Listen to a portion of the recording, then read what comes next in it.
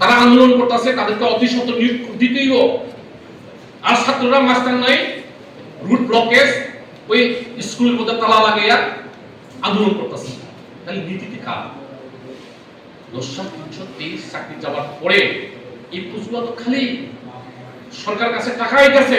তাহলে এই সরকার এই 10,323 গুলো এই ত্রিপুরা মুথা বিজেপি আইপিএফটি ট্রিপল ইঞ্জিন সরকার ফেমানি পরে রিজার্ভেশন তালিকা করে বিএড ও যে দিনে টেট 1 টেট 2 পরীক্ষা রইল পাস হইছে চাকরি মানলাই পাস হইছে চাকরি নিয়ে লই নং বিএড খাইজা নং বিএড খাইজা নং নিনি ডিগ্রি লাই দইdo অথচ নং পাস হইছে চাকরি ব্যবস্থা অথচ जों তামাল ডেলি মাস্টার করে রাস্তা রুখো রাস্তা দূর ব্লক খাইলাই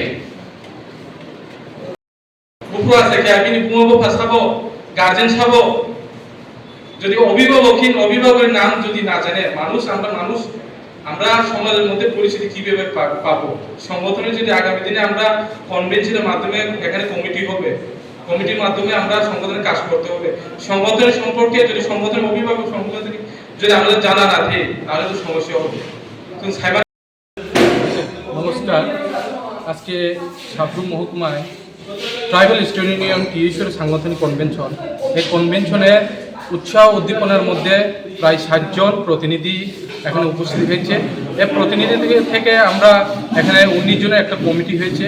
আগামী দিনে এই সাবরুম মহকুমায় বিভিন্ন ছাত্রছাত্রীদের সমস্যা নিয়ে আন্দোলন করার যে আমাদের গঠনতন্ত্র মোতাবেক যে কমিটি আমরা এখানে গঠন করেছি, এখানে নতুন কমিটি সারা ত্রিপুরার যে আমরা প্রায় 9টা মহকুমা আমাদের এই পরিস্থিতির মধ্যে কমপ্লিট হয়েছে এবং সারা মহকুমাতেই সাবরুম মহকুমার মতো উৎসাহ উদ্দীপনা দেখা গেছে।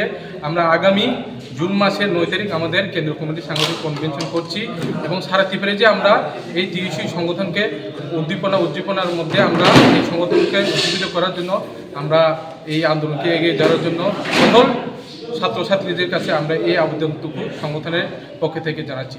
ধন্যবাদ।